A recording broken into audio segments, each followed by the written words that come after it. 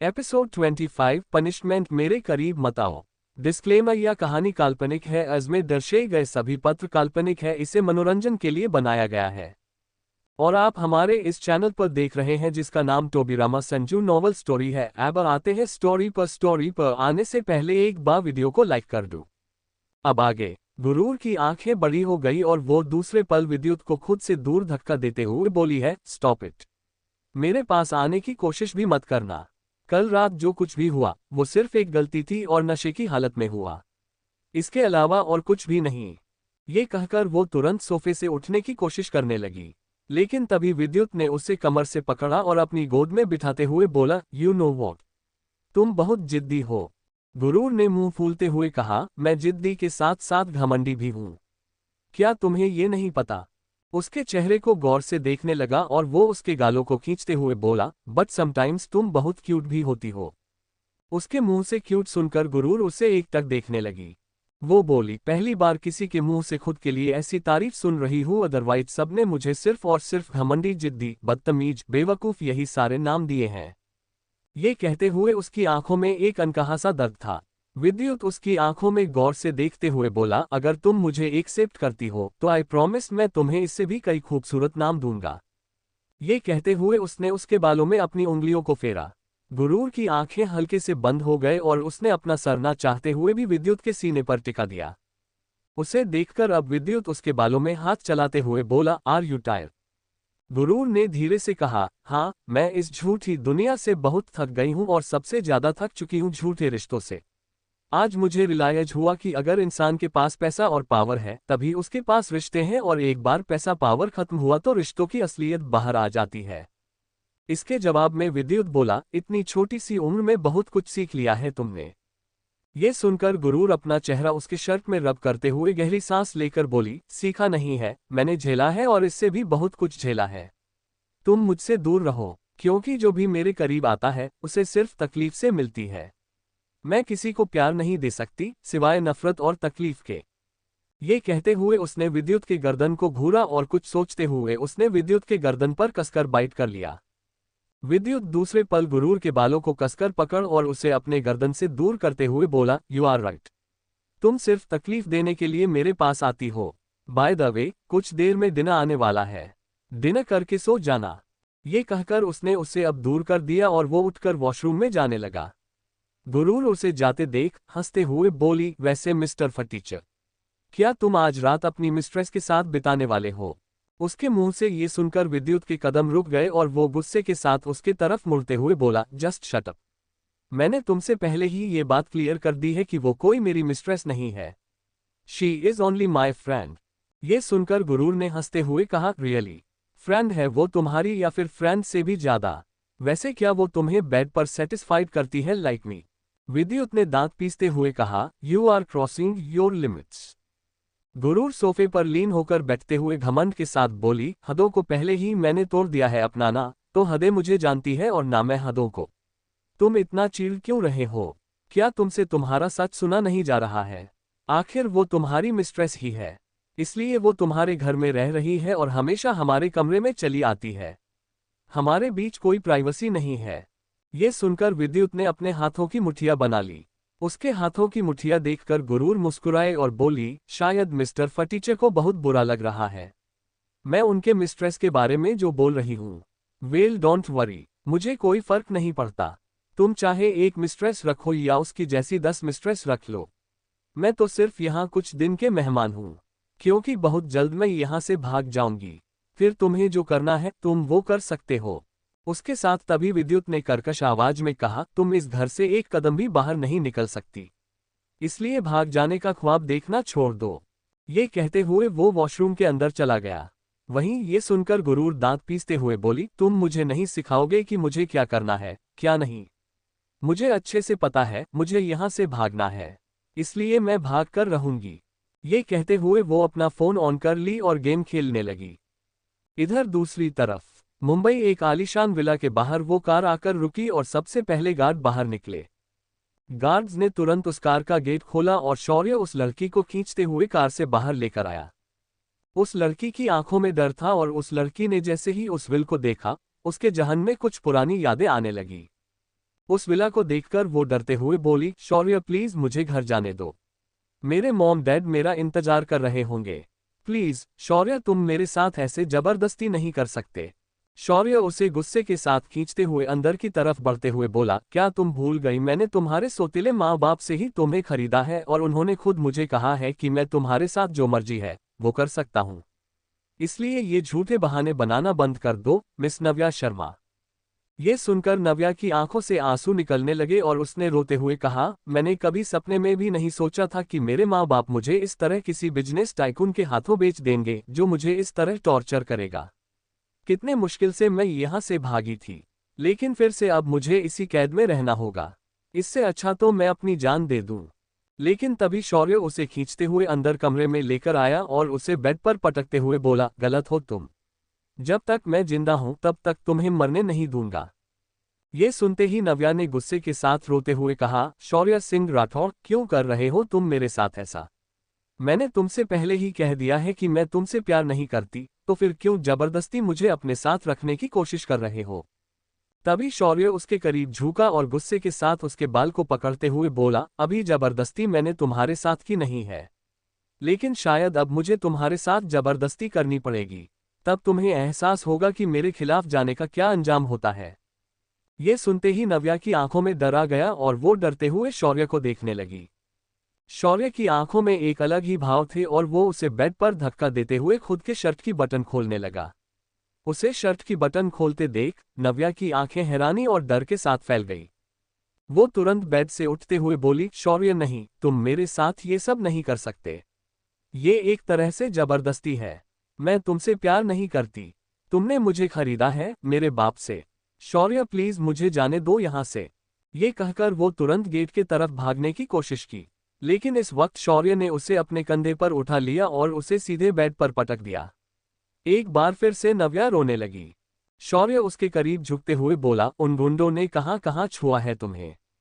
ये सुनते ही नव्या ने हकलाते हुए कहा, वो सब मुझे टच नहीं कर पाए थे, क्योंकि उससे पहले ही तुम आ गए थे। ये कहते हुए उसने अपने घुटनों को पकड़ लिया। उसके घुटनों से अभी भी ब्लीडिंग हो रही थी। शौर्य की नजर उसके घुटनों पर गई। उसके घुटनों को घूरते हुए शौर्य ने दांत पीसते हुए कहा, मुझे तुम्हारा ये स्टंट बिल्कुल भी पसंद नहीं आया और इसकी सजा तुम्हें आज रात मिलाकर रहेगी। तुम आज रात चाहकर भी मुझे अवॉर्ड नहीं कर पाओगी। तुम्हें आज रात मेरा होना पड़ेगा। 2 महीने से जो सपने में देख रहा हूं उन्हें मैं आज पूरी करके रहूंगा। ये सुनते ही नव्या घबराते हुए बोली, नहीं शौर्य, तुम ऐसा कुछ भी नहीं करोगे। देखो मैं प्रॉमिस करती हूँ, अब दोबारा यहाँ से भागने की कोशिश नहीं करूंगी, लेकिन प्लीज तुम वैसा कुछ भी नहीं करोगे। मैं तुम्हारे आगे हाथ जोड़ती हूँ। तभी शौर्य ने उसके घुटनों को पकड़कर अपने करीब खींचा। दर्द की वजह से नव्या की चीख निकल गई। उसकी चीख सुनकर शौर्य शैतानी मुस्कुराहट के साथ बोला, यही चीज मुझे रात को सुनाई देगी जब पेपर मैं तुम्हें पनिश करूंगा। बिल्कुल इसी तरह तुम चीखते हुए मेरा नाम बुलाना, तब मुझे सेटिस्फैक्शन मिलेगा। उसके मुंह से ऐसी बात सुनकर नव्या नफरत से शौर्य को देखने लगी और नफरत से बोली, मुझे नफरत हो रही है तुमसे। घिन आ रही है मुझे तुम्हारी बातों से। तभी शौर्य ने कसकर उसके जबड़े को पकड़ा और दांत पीसते हुए बोला, अफसोस आज इसी नफरत को तुम गले लगाओगी और यही नफरत तुम्हारे जिस्म को तार तार करेगी। ये सुनते ही नव्या का दिल मानो फटने को तैयार था। उसने दर्द से अपनी आंखें बंद कर ली। तभी शौर्य ने ड्रॉर से ऑइंटमेंट निकाला और वो उसके घुटनों पर लगाने लगा। उसने कसकर शौर्य के कंधे को पकड़ लिया। ये देखकर शौर्य मुस्कुराया और बोला, काफी जल्दी है तुम्हें मुझे छूने की। ये सुनते ही नव्या ने तुरंत अपने हाथ पीछे खींच लिया। ऑइंटमेंट लगाने के बाद शौर्य गुस्से से उससे दूर होते हुए बोला, आज के बाद तुम इसी घर में कैद रहोगी और ध्यान रहे, यहाँ से भागने की कोशिश भी मत करना। आज की रात जिंदगी भर याद रखोगी तुम। ये सुनते ही नव्या और भी ज्यादा रोने लगी और वही उसे रोता छोड़कर शौर्य रूम से बाहर निकल गया। इधर दूसरी तरफ मैसूर में गुरूर इस वक्त बेड पर लेटी हुई थी और अपना फोन चला रही थी। उसने मैरून कलर की एक मैक्सी ड्रेस पहन रखी थी जो उसकी बॉडी पर काफी फिट थी। उसके आधे पैर इस वक्त उस मैक्सी ड्रेस में दिखाई दे रहे थे। वो काफी केयरलेस होकर फोन चला रही थी। उसी वक्त रूम का दरवाजा खुला और विद्युत अपने स्लीव्स को फोल्ड करते हुए अंदर की तरफ आया। गुरूर ने एक नज़र विद्युत को घूरा और फिर उसे सीधे तरीके से इग्नोर कर दिया। लेकिन विद्युत ने जब उसे देखा तो उसके कदम अपनी जगह रुक गए और वो उसे ध्यान से ऊपर से नीचे तक घूरने लगा। गुरूर अभी भी अपना फोन चलाने में बिजी थी, लेकिन तभी उसे कदमों की आहट अपने करीब आती सुनाई थी, जिसे सुनकर उसने अपना सिर उठाया और विद्युत उसके बेहद करीब आ गया। ये देखकर गुरूर ने तुरंत गुस्से के साथ कहा, तुम काउच पर सो जाओ, इसलिए चुपचाप वहां चले जाओ। लेकिन तभी विद्युत उसके पैरों और उसे घूरते हुए बोला, क्या तुम मुझे सेड्यूस करने की कोशिश कर रही हो? ये कहते हुए वो अपने गर्दन को सहलाने लगा। उसके मुंह से ये सुनकर गुरूर ने एक नज़र खुद को देखा। थोड़ी वो रिवीलिंग दिख रही थी, लेकिन उसे देखकर वो मुस्कुराते हुए बोली, मेरा चार्म ही ऐसा है कि तुम मुझे देखने भर से सेड्यूस हो जाते हो। इसमें मेरी कोई गलती नहीं है। अब तुम जाकर काउच पर सो जाओ। लेकिन विद्युत ये सुनकर टेढ़ा मुस्कुराया और उसके हाथ से फोन ले लिया। देखकर गुरूर तुरंत चिल्लाते हुए बोली, मिस्टर फटीचर, मेरा फोन दो। मैंने कहा मेरा फोन वापस करो। लेकिन विद्युत ने उसके फोन को साइड टेबल पर रखा और बेड पर उसके ऊपर आते हुए बोला, यू आर राइट। तुम्हारा चार्म ही ऐसा है कि मैं सेड्यूस हो गया और अब इसे तुम्हें ही हैंडल करना होगा, क्योंकि तुम्हें इस कंडीशन में देखकर मैं खुद पर कंट्रोल नहीं कर पा रहा हूं। ये सुनते ही गुरूर की आंखें बड़ी हो गई और उसे विद्युत की आंखों में डिजायर दिखने लगी, जिसे देखकर वो तुरंत विद्युत को कंधे से पकड़कर खुद से दूर करते हुए बोली, देखो विद्युत, मैंने तुमसे पहले ही कहा था, हमारे बीच 2 बार जो कुछ भी हुआ वो सिर्फ नशे की हालत में हुआ था। अब ऐसा कुछ भी नहीं हो सकता। प्लीज दूर रहो मुझसे। लेकिन विद्युत ने उसके दोनों हाथों को पकड़कर उसके सर के ऊपर किया और उसके करीब आते हुए बोला, एक हस्बैंड वाइफ के बीच ये होना नॉर्मल है। तभी हम अपने रिश्ते को आगे बढ़ा सकते हैं और इसके पहले हमारे बीच जो कुछ भी हुआ वो एक्चुअली में नशे की हालत में हुआ था। इस वजह से हम दोनों ही उसे ठीक से एंजॉय नहीं कर पाए थे। लेकिन आज की रात हम दोनों इस खुलकर एंजॉय करेंगे और बहुत डीपली भी। ये कहते हुए उसने उसके कॉलर बोन पर बाइट कर लिया। गुरूर के हाथ पर पूरी तरह सुन्न हो गए और तभी विद्युत उसके गर्दन के करीब झुका और उसे सूंघते हुए उस पर किस करने लगा। गुरूर ने तुरंत स्ट्रगल करते हुए कहा, नहीं, मैं ऐसा कुछ भी नहीं करूंगी। मैं तुमसे प्यार नहीं करती, मैं तो तुमसे नफरत करती हूं। तुमने मेरे साथ जबरदस्ती शादी की है और मैं जबरदस्ती को भूल नहीं सकती। तुम सभी ने सिर्फ और सिर्फ मेरा इस्तेमाल किया है। इससे पहले डैड ने मेरा इस्तेमाल किया था और फिर तुमने ये मैसूर पाने के लिए मेरा इस्तेमाल किया। तुम लोगों के लिए सिर्फ मैं एक यूज करने वाली सामान हूं, इसके अलावा और कुछ भी नहीं। छोड़ो मुझे, मैं कभी तुमसे प्यार नहीं कर सकती। विद्युत एक पल के लिए ये सुनकर रुक गया और वह गुरूर की आंखों में गौर से देखते हुए बोला, किसने तुमसे कहा कि मैंने तुमसे शादी इसलिए की है जिससे कि मैं इस माइसौर को वापस पा सकूं? ये सुनकर गुरूर ने गुस्से के साथ कहा, मैं बेवकूफ नहीं हूं। मेरे पास इतनी अकल है कि मैं ये समझ सकूं कि तुमने किस लिए मुझसे शादी की। बाय द वे, मुझसे प्यार तो करते नहीं तुम और नहीं तुम मुझे जानते हो। तो जाहिर तौर पर तुमने मुझसे शादी इसलिए की जिससे कि ये मैसूर तुम्हें मिल सके। विद्युत ने अब सख्त एक्सप्रेशन के साथ कहा, इट्स नॉट राइट। इस माइसौर को तो मैं अपने दम पर भी पा सकता था, लेकिन मैं तुमसे।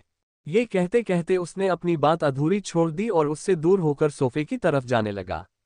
लेकिन वही गुरूर विद्युत की ये बात सुनकर कुछ हैरान थी और उसने तुरंत हैरानी के साथ कहा, व्हाट यू मीन?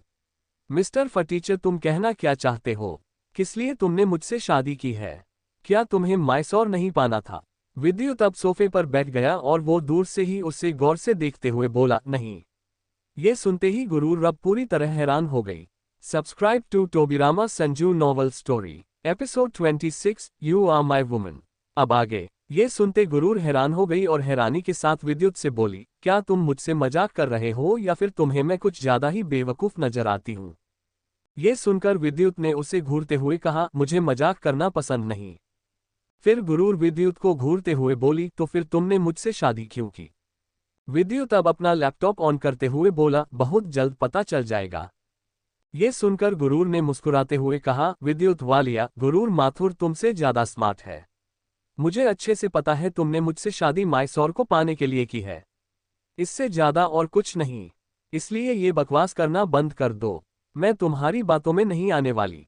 ये कहकर वो रूम से बाहर की तरफ जाने लगी, जिसे देखकर विद्युत ने चिढ़ते हुए कहा, कहाँ जा रही हो तुम? ये सुनकर गुरूर गुस्से के साथ अपनी जगह रुकी और विद्युत को घूरते हुए बोली, फिलहाल तो मैं डिप्रेशन में जा रही हूँ तुम्हारी बातों से और हरकतों से। क्या मेरे साथ चलना पसंद करोगे? ये सुनकर विद्युत की भौहें तन गई और वो अपने दांत भींचते हुए बोला, क्या तुम कभी मेरी बातों का सीधा जवाब दे सकती हो? ये सुनकर गुरूर ने भी उसी लहजे के साथ कहा, क्या तुम हर एक बात में मुझसे सवाल करना बंद कर सकते हो? विद्युत ने अब गहरी सांस लेते हुए कहा, तुमसे बात करना ही मेरे लिए टाइम वेस्टिंग का काम है। ये सुनकर गुरूर ने चिल्लाते हुए कहा, तो किसने कहा तुम्हें अपना टाइम वेस्ट करने के लिए? तुम अपना काम करो और मुझसे मतलब रखना छोड़ दो। ये कहकर वो रूम से बाहर निकल गई। विद्युत उसे देखकर गुस्से से बोला, ये लड़की खुद को समझती क्या है? इसे मुझे सबक सिखाना ही होगा। इधर गुरूर नीचे किचन में आए। किचन में उस वक्त सारे नौकर अपने क्वार्टर में जा चुके थे। गुरूर ने रेफ्रिजरेटर से पानी की बोतल निकाली और वो एक ही सांस में पानी पीने लगी। पानी पीने के बाद वो गहरी सांस लेते हुए खुद से बोली, ये विद्युत वालिया बहुत ही मिस्टीरियस इंसान है। मुझे इसके बारे में अभी और जानना है। मुझे ऐसा क्यों लग रहा है, ये कुछ ना कुछ मुझसे छुपा रहा है। क्योंकि इससे पहले भी इसने मेरे डैड को धोखा दिया है। 6 महीने उनकी कंपनी में काम किया और इतनी आसानी से उनके बिजनेस को बैंकरप्ट कर दिया। ये सिर्फ दिखता एक्सप्रेशन लेस है, लेकिन इसके दिमाग में क्या चलता है ये नहीं पता। लेकिन इसने बहुत गलत इंसान से पंगा लिया है। मैं इससे बताऊंगी कि मुझे कैद करने की सजा क्या होती है, लेकिन सबसे पहले मुझे यहां से भागना होगा। ये कहते हुए उसने पानी की बोतल वापस रेफ्रिजरेटर में रखी और वहां से बाहर जाने लगी। लेकिन तभी किसी ने उसके बाजू को पकड़ा और उसे अपने सामने खींचते हुए गुस्से से बोली, क्या तुम मेरे विद्युत के पास सोने जा रही हो? ये सुनकर गुरूर ने गुस्से के साथ अपने बाजू को छुड़ाया और बोली, क्या हर एक बात में मेरा विद्युत लगा कर रखा है? तुम्हारी इतनी इंसल्ट होती है, तुम्हें इस बात का एहसास नहीं है क्या, या फिर तुम एक नंबर की बेशर्म हो चुकी हो? यू नो वॉट, अगर कोई मेरी इतनी इंसल्ट करता तो मैं उस घर को इस वक्त छोड़कर चली जाती। लेकिन तुम देखो, बेशर्मों की तरह इस घर में पड़ी हो। ये सुनते ही वैदेही गुस्से से बोली, गुरूर तुम अपनी हद पार कर रही हो। तुमने आज अपने दोस्तों के सामने जिस तरह मेरी इंसल्ट की, इसका बदला तो मैं तुमसे बहुत जल्द लूंगी और तुम फिक्र मत करो। मैं ऐसे काम करूंगी तुम्हारे साथ की आग भी लगेगी और धुआं भी नहीं उठेगा। ये कहते हुए वैदेही के चेहरे पर एक अजीब सी मुस्कुराहट थी और वही वो मुस्कुराते हुए बाहर की तरफ चली गई। इधर गुरूर उसकी ये बात सुनकर चिढ़कर बोली, इस घर में एक से बढ़कर एक नमूने हैं। मैं इससे उलझती भी नहीं हूं, लेकिन फिर भी ये जबरदस्ती मुझसे बहस करने के लिए आ जाती है। मैं वैसे भी यहां से भागने की कोशिश कर रही हूं। एक बार मैं यहां से चली गई, उसके बाद इसे इसके विद्युत के साथ जो करना है वो करे। मुझे किसी से कोई फर्क नहीं पड़ता। ये कहते हुए वो सीधे ऊपर रूम की तरफ गई। वो जब रूम में पहुंची तो उसने देखा रूम खाली था। ये देखकर वो बेड पर आए और बड़बड़ाते हुए बोली, अब ये विद्युत कहाँ चला गया? जहां भी जाए, पर इसे सोना आज काउच पर ही पड़ेगा। मैं इसे बेड पर बिल्कुल भी नहीं आने दूंगी। ये कहते हुए वो पूरे बेड पर अपने हाथ पैर फैलाकर ब्लैंकेट से खुद को कवर करके सो गई। इधर दूसरी तरफ मुंबई में राठौर विला में इस वक्त नव्या बेड पर बैठी हुई थी। उसके चेहरे पर डर था और वो डरते हुए चारों तरफ रूम में देखे जा रही थी। उसने खुद से कहा, पता नहीं शौर्य मेरे साथ क्या करेगा। मुझे बहुत डर लग रहा है और ये सारी गलती सिर्फ मेरे सौतेली माँ बाप की है। सच में सौतेला सौतेला ही होता है। मुझे तो मेरे वजूद के बारे में भी कुछ नहीं पता और ना ही मुझे आज तक ये पता चला कि मेरे असली माँ बाप कौन थे। बस कुछ धुंधली यादें उनके साथ है। ये कहते हुए उसने अपनी आंखें बंद की। आंखें बंद करते ही उसकी नजरों के सामने एक कपल और एक छोटी सी लड़की आए। वो छोटी सी लड़की गार्डन में खेल रही थी। उस छोटी सी लड़की को देखकर नव्या मुस्कुरा दी और धीरे से बोली, मेरी बहन और मेरे मॉम डैड। जैसे ही उसके मुंह से ये निकला, उसने झटके के साथ अपनी आंखें खोल दी। वो तुरंत हड़बड़ाते हुए बोली, फिर से वही ख्याल इतने सालों से। मुझे सिर्फ यही ख्याल आते हैं और आज तक उन सभी का चेहरा ढूंढना ही रहा है। आखिर क्यों याद आते हैं मुझे वो सब? क्या वो वाकई मेरी फैमिली थी? लेकिन मॉम डैड ने तो कहा था कि मेरा असली परिवार बहुत पहले मर चुका है और उन्होंने मुझे पाला था। फिर ये सब मुझे क्यों दिखाई देता है? नव्या अभी ये सब बड़बड़ा रही थी कि तभी रूम का दरवाजा खुला और शौर्य अंदर की तरफ आया। नव्या शौर्य को देखते ही तुरंत ब्लैंकेट को अपने मुंह पर डाल दी और सोने की एक्टिंग करने लगे। शौर्य की आंखें लाल थी और वो अपनी लाल नजरों से नव्या की तरफ बढ़ा। नव्या को शौर्य के कदमों की आहट सुनाई दी। तभी शौर्य ने झटके के साथ उसके ब्लैंकेट को खींच लिया। नव्या चौंक गई और उसने कसकर अपनी आंखें बंद कर ली।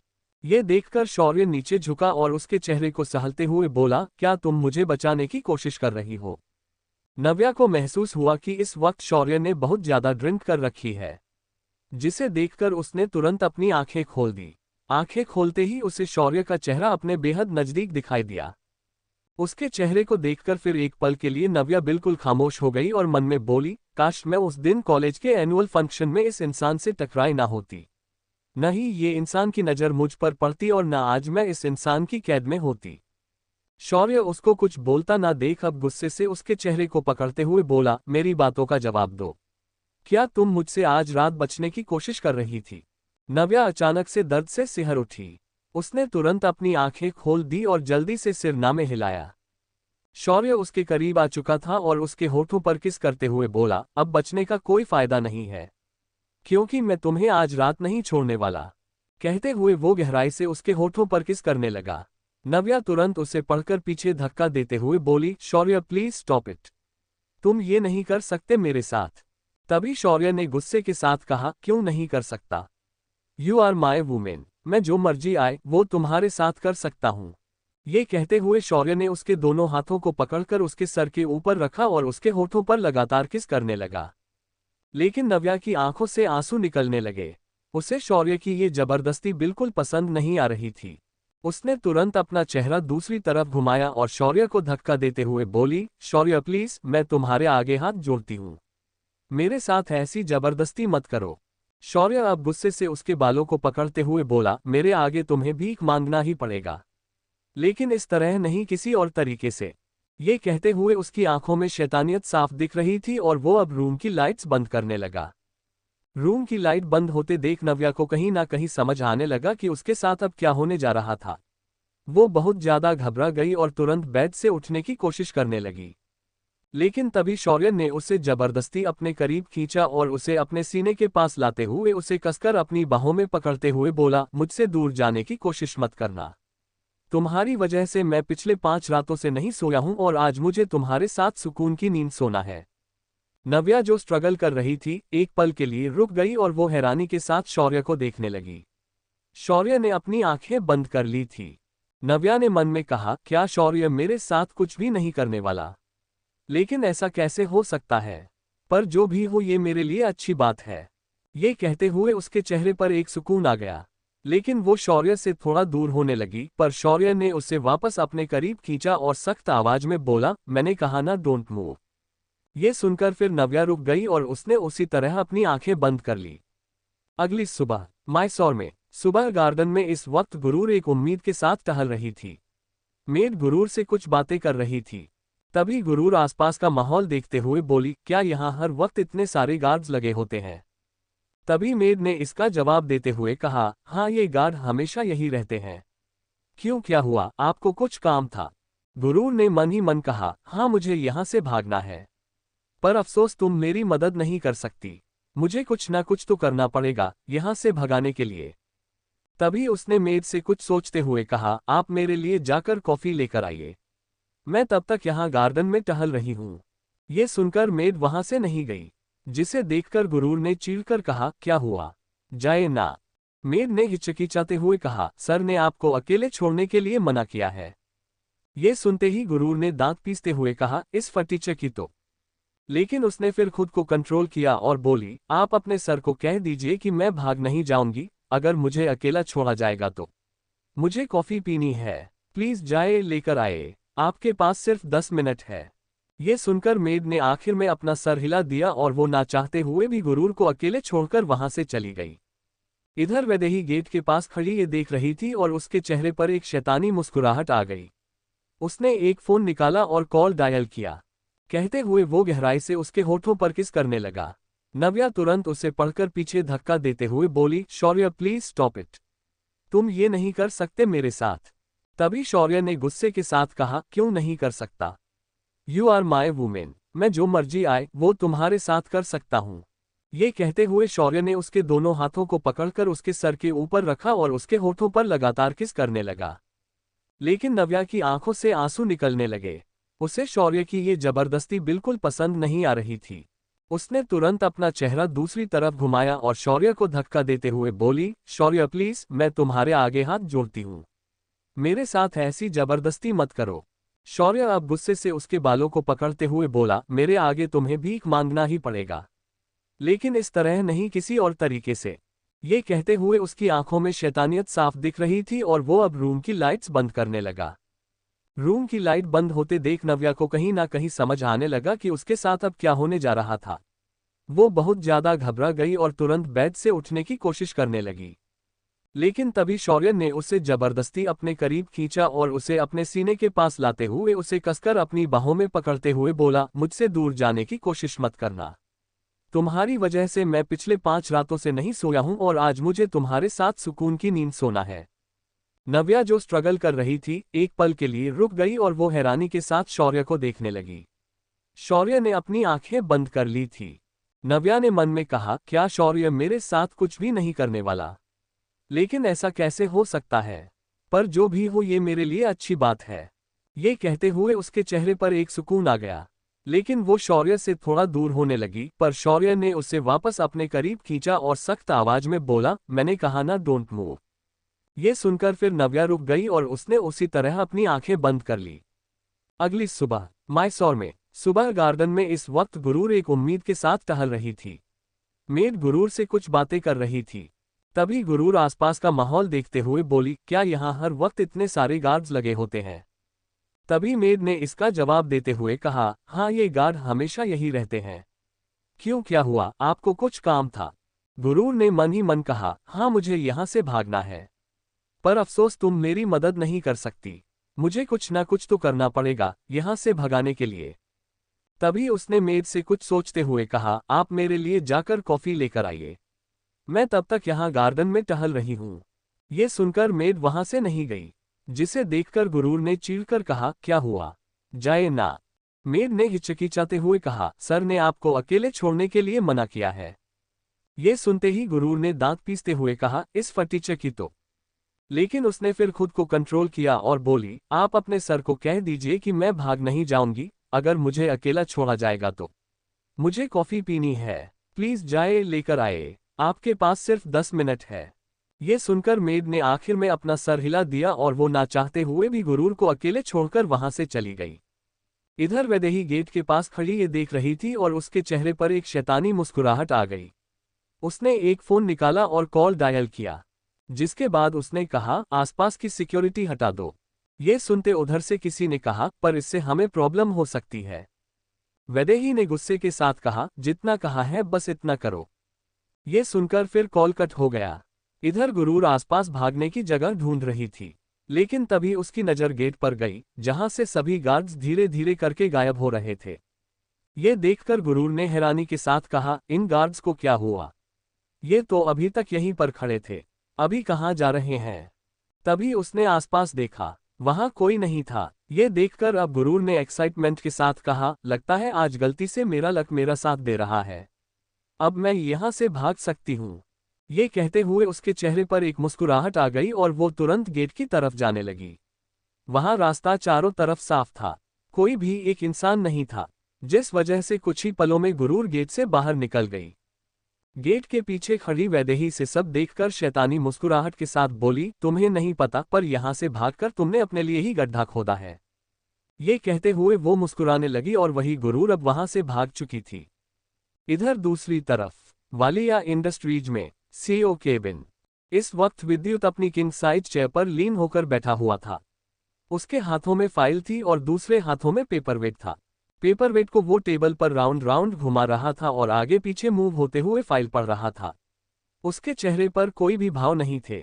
तभी केबिन के अंदर वैभव आते हुए बोला, विद्युत, मुझे लगता है तुम्हें गुरूर को अपने साथ हनीमून पर लेकर जाना चाहिए। अचानक से उसकी ये बात सुनकर विद्युत के भाव बदल गए और वो अपनी आंखें छोटी करते हुए बोला, और तुम्हें ऐसा क्यों लगता है कि मैं उसे लेकर जाऊंगा? ये सुनकर वैभव ने मुस्कुराते हुए कहा, मैंने पार्टी में देखा था, वो तुमसे बहुत चिढ़ी हुई थी। मुझे ऐसा लगता है तुम्हारी जबरदस्ती शादी करने की वजह से वो तुमसे नफरत करने लगेगी, इसलिए उसकी नफरत को प्यार में बदलना चाहिए तुम्हें और उसे लेकर कहीं बाहर आउट ऑफ इंडिया घूमने जाना चाहिए। विद्युत ने फाइल को उसकी तरफ बढ़ाया और बिना किसी भाव के बोला, ये मिस्टर गुप्ता की फाइल है। इसे एक बार रिचेक कर लो। ये सुनकर वो समझ गया कि विद्युत का क्या जवाब था। उसने फिर अपना सर हिलाते हुए कहा, ऑल राइट, मैं तुम्हें जानता हूँ। तुम बहुत ज्यादा बोरिंग हो। पता नहीं गुरूर जैसी इतनी स्मार्ट लड़की कैसे बोरिंग लेकिन हैंडसम इंसान को हैंडल करेगी। ये सुनकर विद्युत उसे घूरकर देखने लगा। ये देखकर वैभव हंसने लगा और बोला, मैं सच कह रहा हूँ। तुम जिस तरह उसके साथ हमेशा कोल्ड रहते हो, कहीं ऐसा ना हो एक दिन वो तुम्हें छोड़कर चली जाए। वैसे भी उसकी उम्र बहुत कम है और तुम्हारी उम्र उससे बहुत ज्यादा है। उसे अपनी उम्र के बहुत सारे बॉयफ्रेंड्स मिल जाएंगे। इसलिए तुम्हें अपनी बीवी को काबू में करने के लिए उसकी विशेष पूरी करनी चाहिए और उसे घुमाने लेकर जाना चाहिए। ये सुनते ही विद्युत के एक्सप्रेशन बदल गए। उसने सख्त आवाज में कहा, जस्ट शट अप। मैं किसी भी लड़के को उसके आसपास में भटकने नहीं दूंगा और जो आएगा भी उसके साथ वो होगा जो उसने कभी सपने में भी नहीं सोचा होगा। ये सुनकर वैभव फिर शांत हो गया। लेकिन तभी किसी ने झटके के साथ दरवाजा खोला। वैदेही हड़बड़ी के साथ बोली, विद्युत गुरूर घर से भाग गई। दूसरे ही पल ये सुनकर विद्युत के एक्सप्रेशन सर्द हो गए और वो गुस्से के साथ सामने खड़ी वैदेही को देखने लगा। आखिर कौन है नव्या की फैमिली? कहाँ गई गुरूर? क्या चाल थी वैदेही की? Subscribe to Tobirama Sanju novel story episode 27 you are mistress. अब आगे। विद्युत वैदेही को सख्त एक्सप्रेशन के साथ देखने लगा तो वही वैभव भी हैरानी के साथ बोला, अंडरस्को, लेकिन ये पॉसिबल कैसे है? तभी वैदेही ने इनोसेंट बनते हुए कहा, अंडरस्को, मुझे अभी भी गार्ड्स ने इन्फॉर्म किया। मैं अपने फ्रेंड से मिलने बाहर चली गई थी और जब मैं घर वापस आए तो वहां गार्ड्स गुरूर को ढूंढ रहे थे और उन्हीं गार्ड्स में से एक गार्ड ने मुझे बताया कि कुछ ही देर पहले गुरूर घर से भाग गई जब वो सभी लंच के लिए गए हुए थे। विद्युत, मैंने तुमसे पहले कहा था वो लड़की भरोसे लायक नहीं है। वो जरूर तुम्हें एक ना एक दिन छोड़कर भाग जाएगी और देखो आज उसने वही किया। तुम्हें उसे इतना सिर पर नहीं बिठाना चाहिए था। तभी विद्युत अपनी जगह से उठते हुए अपनी सर्द आवाज में बोला, अंडरस्को, वो ऐसा नहीं कर सकती। ये सुनकर वैदेही ने विद्युत पर भड़कते हुए कहा, अंडरस्को, विद्युत, क्या तुम्हें अभी भी लग रहा है कि गुरूर बहुत नादान और मासूम है? वो तुम्हारे चंगुल से भाग चुकी है और अब मुझे नहीं लगता कि वो तुम्हारे पास वापस आने वाली है। मुझे तो लगता है तुम्हें उसे अच्छा खासा सबक सिखाना चाहिए और उसे डिवोर्स देकर पूरी दुनिया में बदनाम कर देना चाहिए। तभी उस लड़की को अक्ल आएगी कि विद्युत वालिया शेखावत के साथ ऐसा करने का क्या अंजाम होता है। विद्युत ने वैदेही के इन सभी बातों का कोई जवाब नहीं दिया और वो अब सीधे ऑफिस से बाहर की तरफ जाने लगा। तभी वैभव भी तुरंत विद्युत के पीछे जाते हुए बोला, अंडरस्को, विद्युत, देखो तुम अपने गुस्से को शांत रखो। मुझे पता है गुरूर ने यहां से भागकर अच्छा नहीं किया, लेकिन शायद कुछ ना कुछ तो गड़बड़ है, क्योंकि इतनी बड़ी सिक्योरिटी सिस्टम होने के बावजूद वो ऐसे कैसे भाग सकती है। मुझे लगता है तुम्हें बहुत शांत तरीके से काम करना चाहिए। विद्युत ऑफिस बिल्डिंग के बाहर निकल आया और वो गुस्से से दांत पीसते हुए बोला, अंडरस्को, मुझे पता है वो यहां से भागना चाहती थी और वो मुझसे नफरत करती थी, लेकिन उसे यहां से भागना नहीं चाहिए था। उसने भागकर बहुत बड़ी गलती करती है और अभी के अभी मेरे सभी सिक्योरिटी गार्डों को चेंज करो। मुझे पता चल चुका है यहाँ कौन क्या कर रहा है। ये सुनकर वैभव को कुछ समझ नहीं आया। उसने नासमझी में कहा, अंडरस्को, विद्युत, तुम्हारे कहने का मतलब क्या है? और इतनी बड़ी सिक्योरिटी सिस्टम को तुम अचानक से चेंज क्यों करवाना चाहते हो? विद्युत कार में बैठा और सख्त आवाज में बोला, अंडरस्को, मैं बस जितना कह रहा हूं उतना करो। इसके अलावा मुझे और कुछ भी नहीं सुनना। ये सुनकर वैभव ने अपना सर हिला दिया और अभी विद्युत की कार जाती उससे पहले ही वैदेही कार में आकर बैठ गई और वो गुस्से के साथ बोली, अंडरस्को, विद्युत, देखो, मैं तुम्हें आखिरी बार समझा रही हूं। तुम्हें उस गुरूर को सबक सिखाना होगा। उसने तुम्हें बहुत अंडरस्टैंड किया है। तुम्हें अब किसी भी हालत में उसे डिवोर्स देना होगा, तब उसे उसकी औकात समझ आएगी। ये बात सुनकर वैभव गुस्से से बोला, अंडरस्को, वैदेही, क्या तुम प्लीज ये सब बकवास करना बंद करोगी? अभी हमें गुरूर को ढूंढना चाहिए। गुरूर का मिलना बहुत जरूरी है। गुरूर को शायद नहीं पता, पर उसका नाम अब विद्युत से जुड़ चुका है और विद्युत के बहुत सारे दुश्मन हैं, जो हर वक्त उस पर अपनी नजर गड़ाए बैठे हुए हैं। कुछ भी हो सकता है, इसलिए अभी के लिए तुम विद्युत को भड़काने के अलावा गुरूर को ढूंढने में हेल्प करो। ये सुनते ही वैदेही गुस्से के साथ वैभव को देखते हुए बोली, अंडरस्को, वैभव, तुम कहना क्या चाहते हो? क्या तुम्हें लग रहा है कि मैं विद्युत को भड़का रही हूं? इसके जवाब में वैभव ने चिढ़कर कहा अंडरस्को, हाँ तुम्हारी बातों से तो यही लग रहा है तुम तो जैसे इंप्रेशन हो चुकी हो उनके डिवोर्स को लेकर। तभी विद्युत की सख्त आवाज आए अंडरस्को तुम कार से बाहर निकालो। ये सुनते ही वैदेही हैरान हो गई और उसने तुरंत हैरानी के साथ कहा अंडरस्को विद्युत ये तुम क्या कह रहे हो। विद्युत ने सर्द आवाज में कहा अंडरस्को आई सेड गो। ये सुनते ही वैदेही एक सेकंड के लिए हड़बड़ा गई और वो वापस से बोली अंडरस्को विद्युत मैं तुम्हारे साथ उसे ढूंढने चलूंगी। तभी विद्युत ने दांत पीसते हुए कहा अंडरस्को क्या तुम्हें मेरी बात एक बार में सुनाई नहीं देती। मैंने कहा बाहर निकालो। अब विद्युत के चिल्लाने से वैदेही पूरी तरह डर गई और वो तुरंत बिना कुछ कहे जल्दबाजी के साथ कार से बाहर निकल गई। दूसरे पल कार वहां से चली गई। वैभव वैदेही को अभी भी गुस्से से घूर रहा था। वही वैदेही कार को जाते हुए देख रही थी। उसने दूसरे पल अपने हाथों की मुठ्ठियां बनाते हुए कहा अंडरस्को विद्युत वो लड़की तुम्हें छोड़कर भाग गई। फिर भी तुम मेरे साथ ऐसा बिहेव कर रहे हो। तुम्हें तो उस लड़की को डिवोर्स दे देना चाहिए। तभी वैभव उसके पास आया और उसे घूरते हुए बोला अंडरस्को वैदेही मुझे पता है तुम विद्युत को बचपन से पसंद करती हो और तुम हमेशा विद्युत पर अपना हक जताती रहती हो। लेकिन तुम अब भूल रही हो कि विद्युत की शादी हो चुकी है और विद्युत गुरूर का पति है। तुम इन दोनों के बीच ऐसे आग नहीं लगना चाहिए। ये सुनते ही वैदेही ने कहा अंडरस्को मैं उनके बीच आग लग रही हूं। इसके जवाब में वैभव उसे घूरते हुए बोला अंडरस्को सिक्योरिटी सिस्टम की जिम्मेदारी किसके ऊपर है। ये सुनते ही अचानक से वैदेही के भाव कुछ बदल गए और उसने अपनी नजरें चुराते हुए कहा अंडरस्को ऑफ कोर्स मेरे ऊपर उसकी रिस्पॉन्सिबिलिटी है। लेकिन इसका ये मतलब नहीं कि। तभी वैभव उसकी बात बीच में काटते हुए बोला अंडरस्को अब तुम मुझे कुछ नहीं बताओ तो बेहतर होगा। मैं तुम्हें अच्छे से जानता हूं और बचपन से देखता रहा हूं और अगर तुम्हारी वजह से उन दोनों के बीच दूरियां आए तो मुझसे बुरा कोई नहीं होगा। मेरे दोस्त ने ऑलरेडी बचपन से बहुत कुछ देखा है और अब जब उसकी जिंदगी में खुशी आई है तो उसे तुम जैसी लड़की की वजह से मैं बर्बाद नहीं करने दूंगा। वैदेही ने कहा अंडरस्को तुम कहना क्या चाहते हो। मैं खुद उसे बहुत प्यार करती हूं और विद्युत की खुशियां इकलौती मेरे साथ है। वो कभी उस घमंडी गुरूर के साथ खुश नहीं रह सकता। वो लड़की सबसे पहली बात तो बहुत इमेच्योर है और हर एक बात में उल्टे जवाब देती है। यहाँ तक कि वो विद्युत को भी कुछ नहीं समझती और तुम उस लड़की के साथ विद्युत की खुशी देख रहे हो। ये सुनकर वैभव ने भी उसी लहजे के साथ कहा अंडरस्को हाँ मैं देख रहा हूँ उसकी खुशी और मैंने विद्युत की आंखों में गुरूर के लिए इमोशंस भी देखे हैं जो शायद तुम जैसी लड़की कभी नहीं देख सकती। इसीलिए मैं अच्छे से समझा रहा हूं तो समझ जाओ और उनके बीच प्रॉब्लम सेट करना बंद कर दो वरना जिस दिन विद्युत ने एक्शन लिया तुम रिएक्शन देने लायक नहीं बचोगी। ये सुनते ही वैदेही पूरी तरह भड़क गई और वही वैभव वहां से निकल गया। इधर दूसरी तरफ वालिया पैलेस के बाहर विद्युत की कार आकर रुकी। ड्राइवर ने तुरंत कार का गेट ओपन किया और विद्युत सख्त एक्सप्रेशन के साथ कार से बाहर निकाला। वहां अभी भी गार्ड्स मौजूद थे और सभी चारों तरफ बिखरे हुए थे। लेकिन विद्युत को देखते ही वो सभी कतार में एक लाइन से खड़े हो गए और अपना सर नीचे डरते हुए झुका लिया। विद्युत उन सभी को अपनी गहरी नजरों के साथ घूरते हुए बोला अंडरस्को तुम सभी अब यहां से रिप्लेस हो रहे हो। जैसे ही सब ने ये सुना वो सभी शॉक्ड हो गए और जो हेड गार्ड था वो तुरंत आगे आते हुए बोला अंडरस्को लेकिन बॉस हमें आप रिप्लेस क्यों कर रहे हैं। इसमें हमारी कोई गलती नहीं है। हम बस लंच करने चले गए थे और इस बीच कब मैडम यहां से भाग गई हमें नहीं पता चला। लेकिन आप फिक्र मत कीजिए हम उन्हें ढूंढने की कोशिश कर रहे हैं और बहुत जल्द वो मिल जाएंगी। विद्युत अपने हाथों की मुठ्ठियां बंद करते हुए बोला अंडरस्को मुझे एक्सक्यूज नहीं सुनने और मुझे भी पता है वो मुझे मिल जाएगी।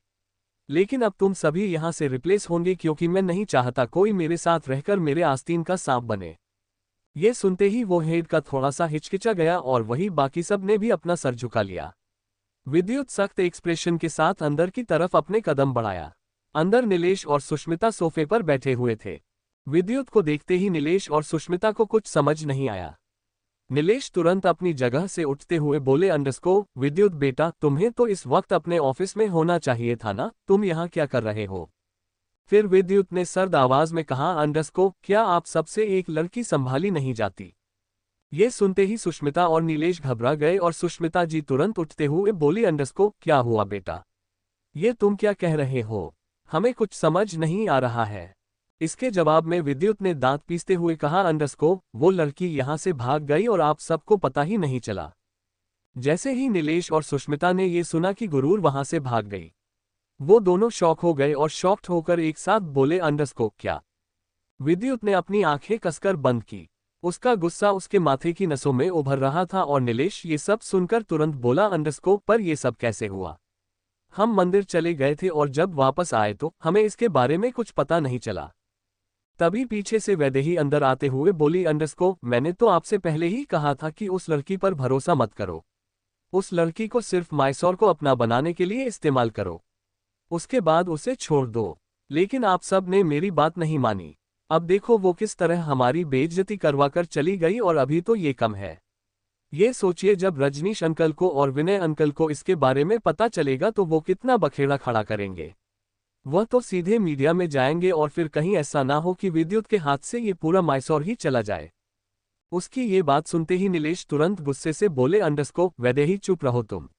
ऐसा कुछ भी नहीं होगा। ये मैसूर पहले भी विद्युत का था और आज भी विद्युत का ही रहेगा। इसे कोई भी उससे छीन नहीं सकता। ये सुनकर वैदेही ने कहा अंडरस्कोप पर दादाजी गुरूर यहाँ से भाग चुकी है और जरूर वो अपने डैड के पास ही जाएगी और आप तो जानते हैं कि विनय अंकल रजनीश अंकल के साथ है। एक तरह से ये सारी बाजी उनकी तरफ पलट चुकी है और हमारे पास कुछ भी नहीं बचा। मुझे तो डर है कि कहीं इन सब चीजों से सच में मसूर हमारे हाथ से ना निकल जाए और फिर ये दादा साहेब का बरसों का सपना भी टूट जाएगा। आखिर उन्होंने ही तो अपने दोस्त की परपोती से विद्युत की शादी के बारे में प्रॉमिस किया था और अब अगर ऐसा हुआ तो उनका वादा भी टूटेगा और वो आज जहां कहीं भी होंगे ये सब देखकर दिल भी टूटेगा। तभी सुष्मिता ने भी गुस्से के साथ कहा अंडरस्कोप वैदेही तुम इतनी कड़वी बातें कैसे बोल सकती हो। तुम शुभ शुभ बोलो, ऐसा कुछ नहीं होगा। गुरूर जरूर मिल जाएगी और वो वापस इस घर में भी आएगी। ना तो दादा साहेब का कोई वादा टूटेगा और ना ही माइसौर किसी गलत हाथों में जाएगा, क्योंकि हम सभी जानते हैं कि रजनीश किस तरह का इंसान है। एक बार अगर माइसौर उसके हाथों में चला गया तो वो यहाँ के जनता के साथ क्या करेगा। तभी नीलेश ने भी कहा अंडरस्कोप लेकिन मुझे एक बात समझ नहीं आ रही है। जब इतनी बड़ी सिक्योरिटी सिस्टम थी तो फिर कैसे वो लड़की यहाँ से गायब हो सकती है। ये सुनते ही अब वैदेही के चेहरे पर पसीने आ गए और वहीं विद्युत वैदेही को घूरने लगा। इधर दूसरी तरफ मुंबई में राठौर विला। इस वक्त नव्या रूम में टहल रही थी और वो खुद से बड़बड़ाते हुए कहा अंडरस्कोप ईश्वर ने तो मुझे यहाँ पर बंद कर दिया है। मैं कैसे भागूं? मुझे किसी न किसी तरह से यहाँ से निकलना होगा वरना बहुत बड़ी मुसीबत आ सकती है। क्योंकि कल तो मैं किसी तरह उस इंसान से बच गई, पर अगर आज उसने मेरे साथ जबरदस्ती करने की कोशिश की तब मैं क्या करूंगी। अभी वो ये कह रही थी कि तभी रूम का दरवाजा खुला और एक इंसान अंदर की तरफ चलकर आया। उस इंसान को देखते ही नव्या की आंखें हैरानी के साथ फैल गई और वो तुरंत गुस्से के साथ बोली अंडरस्कोप डैड आप यहाँ। सामने गेट पर खड़ा एक अधेड़ उम्र का इंसान नव्या को देखकर मुस्कुराते हुए बोला अंडरस्कोप क्या तुम यहाँ खुश हो। उस इंसान की मुस्कुराहट देखकर नव्या की आंखों में दर्द से आंसू आ गए। उसने कहा अंडरस्कोप आपने मुझे बेच दिया और अब पूछ रहे हैं कि मैं खुश हूं यहाँ। देख लीजिए मैं यहाँ बहुत खुश हूँ और शायद मुझे इस खुशी में देखकर आप बहुत खुश हुए होंगे।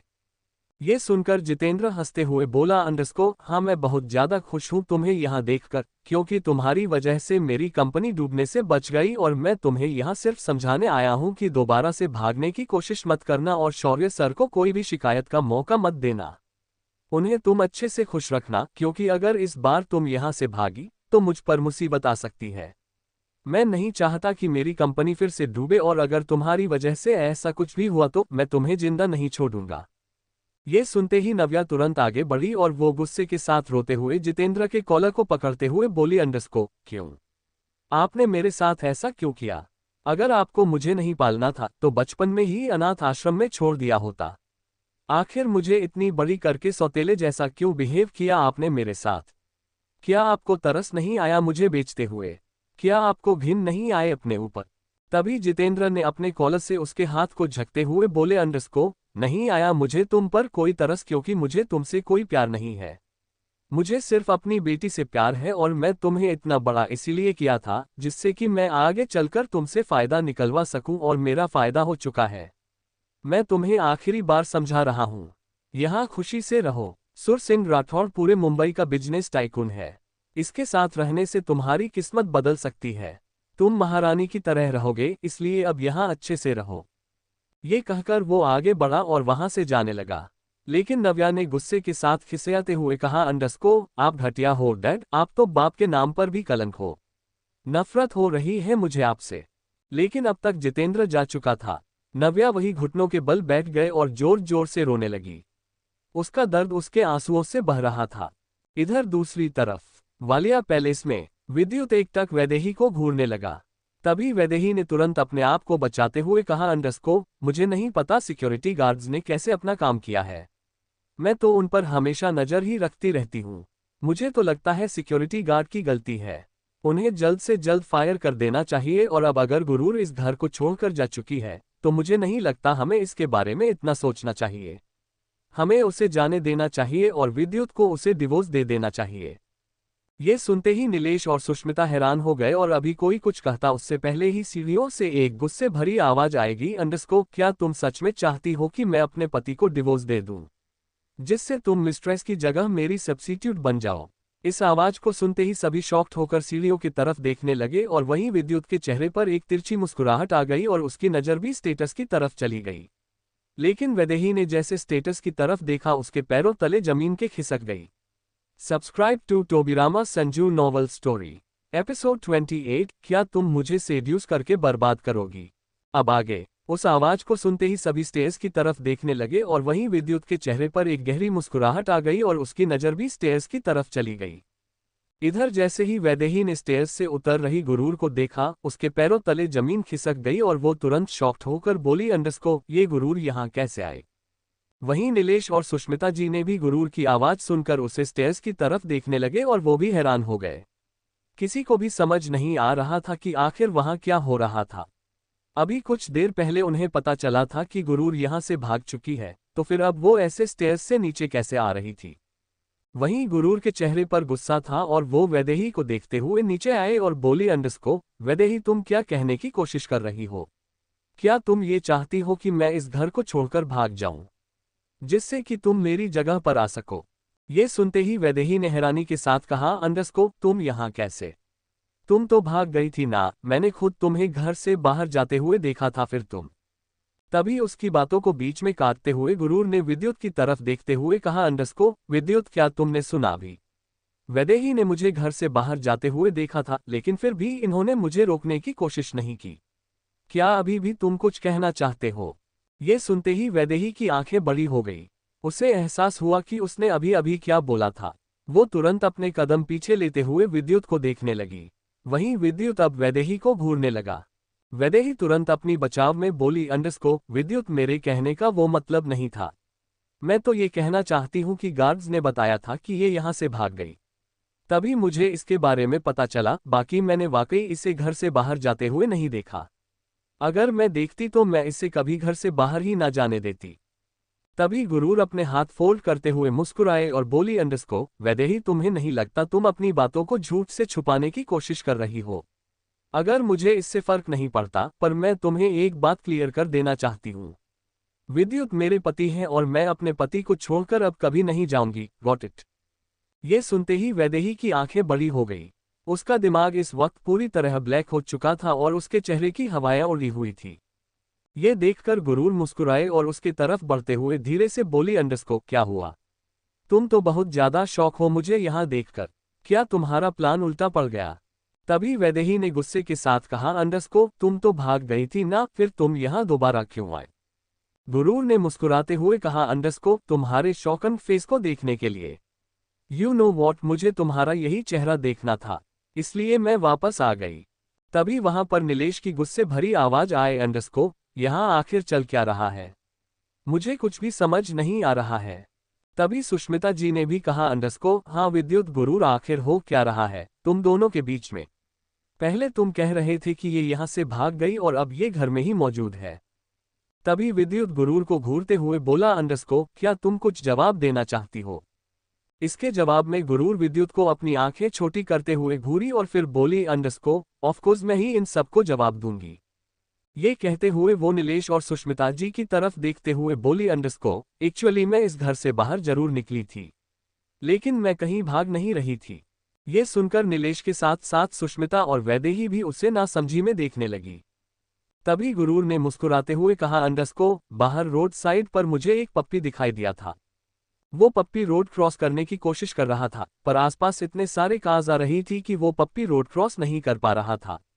मुझे ये देखकर बिल्कुल अच्छा नहीं लगा, तो मैं इसलिए घर से बाहर निकल गई।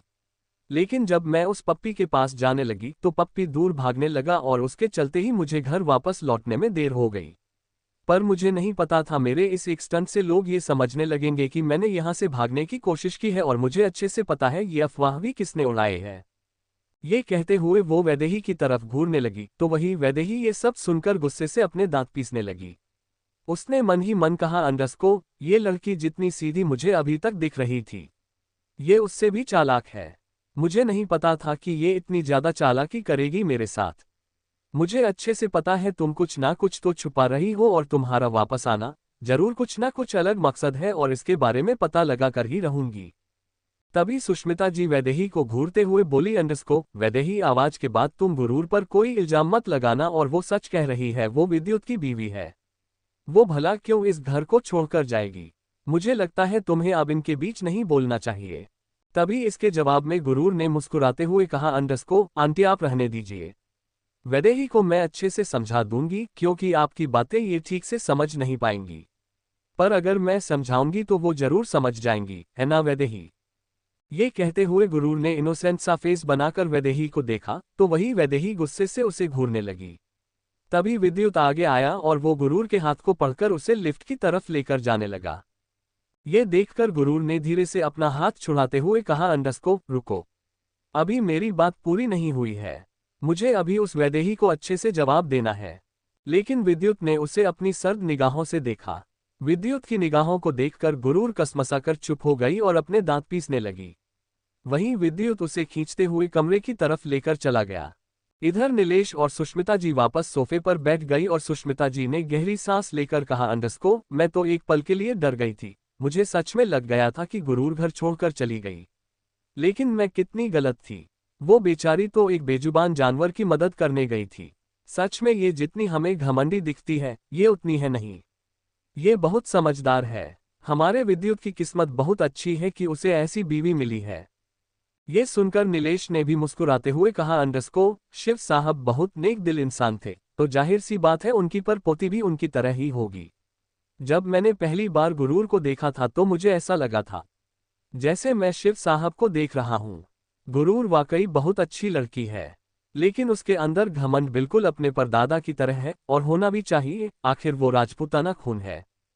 वैदेही जो ये सब कुछ सुन रही थी, और ये सब कुछ सुनकर उसे एक अच्छी सी चीड़ मच रही थी, और वो अपने दांत पीसते हुए बोली, अंडरस्को, आप दोनों ये बकवास करना बंद कीजिए। आप दोनों के आंखों पर उसकी अच्छाई की पट्टी बंधी हुई है। आप सबको दिखाई नहीं दे रहा कि वो आप सबको बेवकूफ बना गई है। मैं सच कह रही हूं कि उसने यहां से भागने की कोशिश की थी और अब यहां अच्छी बन रही है। देखिए आप सब उसके झूठे जाल से बाहर आ जाए, वरना बहुत मुसीबत आ जाएगी। ये सुनकर सुष्मिता जी ने नाराजगी के साथ कहा, अंडरस्को, वैदेही, मुझे लगता है तुम ही एक ऐसी इंसान हो जिसे गुरूर से दिक्कत है, और तुम ही उनके रिश्ते में परेशानी खड़ी करती हो। मुझे लगता है तुम्हें वापस लंदन चले जाना चाहिए। जैसे ही सुष्मिता जी ने ये कहा, वैदेही और भी ज्यादा भड़क गई और वो भड़कते हुए बोली, अंडरस्को, देखिए छोटी माँ ये क्या बोल रही है। ये चाहती है कि मैं यहाँ से चली जाऊँ। आखिर इतने वक्त बाद में यहाँ वापस आई हूँ। अगर मेरे दादाजी को पता चलेगा तो वो क्या सोचेंगे आप सब के बारे में। अब तो उनके दोस्त हैं ना, क्या आप चाहते हैं कि मैं यहाँ से ऐसे चली जाऊँ? और वैसे भी मैं और विद्युत बचपन के दोस्त हैं। कहीं ना कहीं विद्युत मुझसे प्यार करता है और मैं भी विद्युत को अपनाना चाहती हूँ। हम सब जानते हैं कि ये शादी सिर्फ और सिर्फ जबरदस्ती हुई है। बहुत जल्द गुरूर यहाँ से चली जाएगी, फिर इकलौती मैं ही बचूंगी जो विद्युत को संभालूंगी और इस पूरे घर को संभालूंगी। ये सुनकर नीलेश ने वैदेही को देखकर कहा, अंडरस्को, वैदेही बेटा, अभी के लिए हम इस बारे में बात नहीं करेंगे, क्योंकि गुरूर यहाँ पर है और अगर उसने गलती से इस बारे में सुन लिया तो उसे बुरा लगेगा। तुम अपने कमरे में जाकर आराम करो। ये कहकर उन्होंने सुष्मिता जी के तरफ देखा और उन्हें अंदर चलने का इशारा किया। सुष्मिता जी वैदेही को घूरते हुए अपना सर हिलाए और वो उनके पीछे पीछे चली गई। वहीं वैदेही गुस्से के साथ कमरे में आए और वो चारों तरफ तोड़फोड़ करने लगे। वो जैसे गुस्से से पागल हो गई थी और उसे अपनी हार मंजूर नहीं हो रही थी। वो टेबल को तोड़ते हुए गुस्से के साथ चिल्लाए अंडरस्को गुरूर Mathur, I will kill you. You bastard, तुम्हारी वजह से मुझे इस घर में अब घुटन हो रही है, तुमने वापस लौटकर अच्छा नहीं किया। तुम्हें अब इसकी कीमत चुकानी होगी। तुम्हें क्या लगता है तुम यहाँ आकर विद्युत पर अपना हक जताओगी, तो मैं तुम्हें इतनी आसानी से विद्युत को दे दूंगी? कभी नहीं, विद्युत को पाने के लिए मैंने इतने साल इंतजार किया था। अब तुम देखते जाओ मैं तुम्हारे साथ क्या क्या करती हूँ। ये कहते हुए उसने वहां रखे फ्लो वॉश को तोड़ दिया और गुस्से के साथ अपना फोन उठाए और किसी के पास कॉल डायल करती है। इधर दूसरी तरफ विद्युत के कमरे में विद्युत गुरूर को खींचते हुए कमरे के अंदर ले आया और उसे झटके के साथ छोड़ते हुए गुस्से के साथ बोला, अंडरस्को अब मुझे सच सच बताओ, कहाँ गई थी तुम? ये सुनते ही गुरूर ने तुरंत अपने हाथ को सहलाया और चिढ़कर बोली, अंडरस्को तुम्हारे कहने का क्या है? क्या तुम भी उस वैदेही की बातों पर यकीन कर रहे हो? क्या तुम्हें सच में लगता है कि मैं यहां से भाग गई थी? ये सुनकर विद्युत अब दांत पीसते हुए आगे बढ़ा और उसके बाजू को कसकर पड़ते हुए बोला, अंडरस्को तुम बेवकूफ सिर्फ घर वालों को बना सकती हो। मैं विद्युत वालिया हूं। तुम जो सोचती हो उसके आगे की मैं सोच कर रखता हूं, इसलिए मुझे साफ साफ बताओ तुमने यहां से भागने की कोशिश क्यों की? और अगर तुम यहां से गई थी तो वापस कब आई और किससे मिली थी? ये सुनकर गुरूर ने फिर से खुद को छुड़ाते हुए कहा, अंडरस्को विद्युत तुम्हें मुझ पर यकीन करना होगा, मैंने नीचे जो कुछ भी कहा वो सब सच है। मैं यहां से बाहर जरूर निकली थी, लेकिन मैं डॉगी के बच्चे को बचाने के लिए बाहर गई थी और फिर वापस भी आ गई थी। मुझे लगता है तुम्हें अपनी उस शौक और बचपन की दोस्त से कुछ ज्यादा ही प्यार है, इसीलिए तुम उसकी बातों पर इस तरह यकीन कर रहे हो। तभी विद्युत अपनी आंखें बंद किया और दूसरे ही पल बेहद सर्द आवाज में बोला, अंडरस्को तुम मेरे पेशेंस का टेस्ट ले रही हो। अगर मैं एक बार आउट ऑफ कंट्रोल हुआ तो तुम बोलने लायक नहीं रहोगी, इसलिए जब मैं तुम्हें आखिरी मौका दे रहा हूं तो बता दो, वरना अगर मैंने इस बारे में पता लगाया तो तुम्हारे लिए बहुत प्रॉब्लम हो सकती है। ये कहते हुए उसकी पकड़ उसके बाजू पर कस गई। एक सेकंड के लिए गुरूर को अपने बाजुओं में दर्द हुआ और वो विद्युत की आंखों में एक तक देखने लगी। उसे विद्युत की आंखों में सिर्फ और सिर्फ गुस्सा दिखाई दे रहा था। उसके गुस्से को देखकर आखिर में गुरूर ने गहरी सांस लिया और उसने झटका के साथ विद्युत को दूर किया और फिर मुस्कुराते हुए बोली, अंडरस्को वैसे मैंने तुम्हें जितना बेवकूफ समझा था तुम इतने हो नहीं। तुमने पता लगा ही लिया कि मैं इस घर से भागी थी, न कि किसी डॉग के बच्चे को बचाने गई थी। ये सुनकर अब विद्युत के चेहरे पर एक सख्त भाव आ गए और वो अपने दोनों हाथ को पेट की पॉकेट में डालते हुए सख्त आवाज में बोला, अंडरस्को मुझे सारी स्टोरी जानी है। इसके जवाब में गुरूर ने भी उसी लहजे के साथ कहा, अंडरस्को और तुम्हें सच में लगता है कि मैं तुम्हें सब कुछ सच बताऊंगी? ये सुन विद्युत स्माइल के साथ बोला, अंडरस्को आई नो तुम मुझे सारा सच नहीं बताओगी, पर फिर भी मैं सच पता लगा लूंगा। तुम जो सच जानती हो मुझे वही बताओ। ये सुनकर विद्युत को देखकर गुरूर ने दांत पीसते हुए कहा, अंडरस्को मुझे तुम्हारी शक्ल से भी नफरत है और मुझे जब जब मौका मिलेगा मैं इसी तरह भागूंगी। ये सुनकर अब विद्युत ने उसके तरफ अपने कदम बढ़ाते हुए बोला, अंडरस्को नफरत है मुझसे? गुरूर अपने कदम पीछे लेते हुए बोली, अंडरस्को हाँ हद से ज्यादा। विद्युत उसके तरफ कदम बढ़ाते हुए बोला, अंडरस्को अगर नफरत थी तो वापस क्यों आए? गुरूर अपने कदम पीछे लेते हुए बोली, अंडरस्को मेरी मर्जी। फिर विद्युत उसके करीब आते हुए बोला, अंडरस्को कहीं ये नफरत मोहब्बत में तो नहीं बदल गई? ये सुनते ही गुरूर की आंखें गुस्से से भर गई और वो अपने कदम और पीछे लेती, लेकिन वो दीवार से टकरा गई। अपने पीछे दीवार देखकर वो विद्युत की आंखों में घूरने लगी। अब विद्युत ने दोनों हाथ दीवार पर टिका लिया और उसके चेहरे के बेहद नजदीक आते हुए बोला, अंडरस्को जवाब तो मुझे। नफरत मोहब्बत में बदल गई, इसलिए मेरे पास वापस आ गई तुम? गुरूर ने नफरत से कहा, अंडरस्को बिल्कुल भी नहीं, बल्कि मैं यहां तुम्हें बर्बाद करने वापस आई हूं। ये सुनकर फिर विद्युत उसे कुछ देर तक देखता रहा और फिर उसके चेहरे पर एक हल्की सी स्माइल आ गई। वो उसके छोटे से चेहरे पर अपनी उंगलियां चलाते हुए बोला, अंडरस्को मुझे समझ नहीं आता तुम्हारा छोटा सा दिमाग इतनी खराब बातें कैसे सोच लेता है। तुम्हारे छोटे से चेहरे पर हर वक्त जो झूठा घमंड रहता है उसे मैं अच्छे से समझता हूं, लेकिन तुम फिक्र मत करो। अगर तुम मेरे साथ कुछ वक्त बताओगी तो तुम नॉर्मल हो जाओगी, जैसे एक नॉर्मल लड़कियां होती हैं। ये सुनते ही गुरूर हकलाते हुए बोली, अंडरस्को व्हाट यू मीन? क्या मैं तुम्हें अभी जंगली जानवर लगती हूँ? ये सुनते ही उसने कहा, अंडरस्को ऑफ कोर्स तुम मुझे जंगली जानवर ही लगती हो। तुम मुझे कैसे बर्बाद करोगी? क्या तुम मुझे सेड्यूस करके बर्बाद करोगी? या फिर अपने प्यार के जाल में फंसाकर बर्बाद करोगी।